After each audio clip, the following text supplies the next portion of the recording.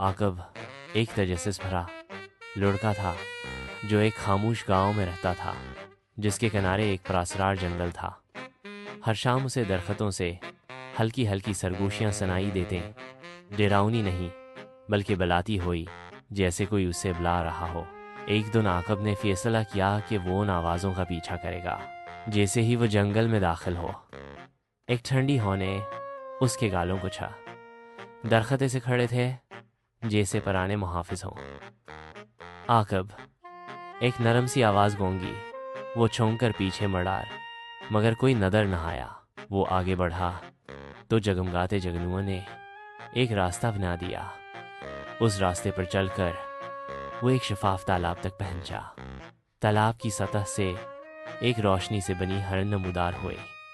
तुम्हारा दिल साफ है, हरन बोली। ये जंगल तुम्हें मुंतखब करता है। हर ने बताया कि एक छपी हुई जादुई ताकत उनके गांव की हिफाजत करती है, जो अब कमज़ोर हो रही है। हमें किसी बहादुर की ज़रूरत है, हर ने कहा। आकब ने फौरन मदद करने का वादा किया। हरन उसे संदरी पतों वाले दरख्त के पास ले गई। आकब ने जैसे ही उस पर हाथ रखा, दरख्त जंगाने लगा और जंगल में रोशनी फैल गई। उस दिन के बाद जंगल और हसीन हो गया। सर्दियों में भी फूल खिलने लगे, परिंदे रात को भी गाने लगे। आकब जंगल को बचाने वाला लड़का खिलाया, मगर आकब ने कभी कुछ न बताया, बस मस्करा देता जब वो उसका नाम पुकारती।